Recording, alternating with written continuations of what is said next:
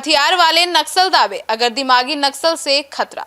नमस्कार, आप देख रहे हैं सिटी पोस्ट लाइव। मैं हूं सृष्टि राज। प्रधानमंत्री नरेंद्र मोदी ने 15 अगस्त को लाल किले से दिए संबोधन में हथियारबंद नक्सलवाद के कमजोर पड़ने के बाद कथित दिमागी नक्सल के खतरे से सावधान रहने की बात कही थी और इसे अलग थलग करने की जरूरत बताई थी। अब पीएम मोदी के केंद्रीय मंत्री जीतन राम मांझी ने प्रधानमंत्री नरेंद्र मोदी के स्वतंत्रता दिवस संबोधन में दिमागी नक्सलवाद को लेकर दिए बयान का समर्थन कर दिया। अब क्या है ये पूरा बयान और पीएम मोदी के इस बयान का इतना चर्चा क्यों हो रहा है, आइए जानते हैं विस्तार से chief editor Shrikant Pratyush sir से। सर, क्या है ये बयान? देखिए, बौद्धिक नक्सलवाद, इस पर बहस छिड़ गई है क्योंकि अर्बन इंटेलेक्चुअल नक्सल एक ऐसा राजनीतिक और वैचारिक शब्द है जिसका उपयोग उन व्यक्ति या समूहों का वर्णन करने के लिए किया जाता है जो सीधे तौर पर जंगल या हथियारों या हिंसा में शामिल नहीं होते हैं, लेकिन वैचारिक, शैक्षणिक और सांस्कृतिक माध्यमों से चरमपंथी सोच का समर्थन और प्रसार करते हैं। तो मोदी ने उसी संबंध में कहा, तो इसकी विशेषता क्या है? देखिए, वैचारिक समर्थन मतलब ये लोग शिक्षा, साहित्य, मीडिया और कानूनी मंचों का उपयोग करके राज्य व्यवस्था के खिलाफ असंतोष और अराजकता को बढ़ावा देते हैं, उसे बौद्धिक नक्सलवाद कहते हैं। और ये सीधे तौर पर हथियार तो नहीं उठाते हैं, लेकिन सशस्त्र विद्रोह का समर्थन करने वाली विचारधारा को वैचारिक खाद पानी देते हैं और समाज को बांटने का भी आरोप इन पर लगता है।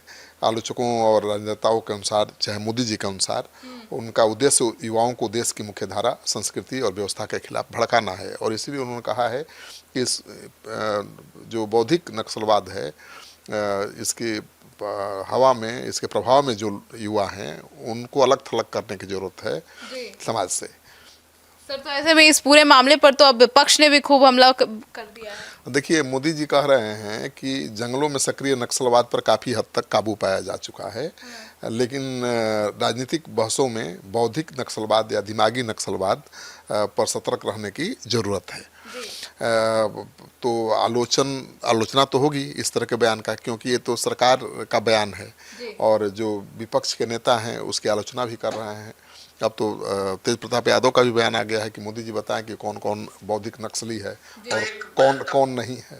तो इस तरह के बयान अब आने लगे हैं। जीतन राम मांझी ने समर्थन कर दिया है और जो विपक्ष है उसका कहना है कि यह विचारधारा समाज के लिए छिपे हुए खतरे की तरह मोदी जी बता रहे हैं, जबकि ये विचार अभिव्यक्ति की स्वतंत्रता है। विपक्षी दलों और मानवाधिकार कार्यकर्ताओं की दलील है कि इस शब्दावली का उपयोग अक्सर सरकार की नीतियों की आलोचना करने वाले या स्वतंत्र विचारकों और कार्यकर्ताओं की आवाज़ को दबाने के लिए सरकार करती है।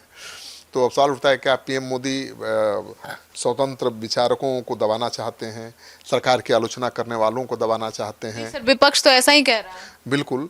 तो अब तो इस पर लंबी बहस हो सकती है ना। बौद्धिक नक्सलवाद एक ऐसा शब्द है जिस पर लंबी बहस की गुंजाइश है। अब पीएम मोदी कह रहे हैं कि भाई अराजकता फैलाने की साजिश है और इस तरह के विचारधारा के खतरे को लेकर देशवासियों को उन्होंने आगाह भी किया है। उन्होंने कहा कि हथियार उठाने वाले नक्सलवाद को काफ़ी हद तक खत्म किया जा चुका है, लेकिन अब दिमागी नक्सल की चुनौतियों को पहचानने और उससे सतर्क रहने की ज़रूरत है। प्रधानमंत्री ने ऐसे लोगों को अलग थलग करने की ज़रूरत भी बताई है। तो बयान तो आ गया प्रधानमंत्री का, उस पर प्रतिक्रियाएं भी आने लगी हैं। सर, तो ऐसे में प्रधानमंत्री के इस बयान का समाज पर क्या असर पड़ेगा? अब देखिए, केंद्रीय मंत्री जीतन राम मांझी का बयान तो आ ही गया है। उन्होंने कहा कि स्वतंत्रता दिवस हर भारतीय के लिए है, लेकिन विपक्ष जिस तरह की बातें कर रहा है उससे ऐसा लगता है कि वह भारत को परतंत्र बनाए रखना चाहता है। मांझी ने भी आरोप लगाया कि विपक्ष विदेश से भारत को संचालित कराने की मानसिकता रखता है और देश की एकता, सुरक्षा और भविष्य को लेकर सभी को सतर्क रहना होगा।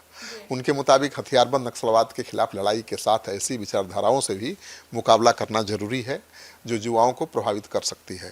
तो सरकार कह रही है कि भाई जो ये विचारधारा है, सरकार की नीतियों का विरोध है, सरकार की निंदा है, सरकार के खिलाफ बगावत है, ये बौद्धिक नक्सलवाद है और इससे सावधान रहने की जरूरत है। सर, तो ऐसे में पीएम मोदी ने भी इस बयान का केंद्रीय मंत्री जीतन राम मांझी पूरी तरीके से समर्थन भी कर दिया। हाँ, तो जो सत्ताधारी दल है वो तो समर्थन करेंगे क्योंकि प्रधानमंत्री का बयान है, लेकिन विपक्ष तो कह रहा है ना कि भाई कि स्वतंत्र विचारकों को और ऐसे लोगों को जो सरकार की नीतियों से संतुष्ट नहीं है, उसकी आलोचना कर रहे हैं, उनको दबाने, उनको अलग थलग करने की कोशिश की जा रही है।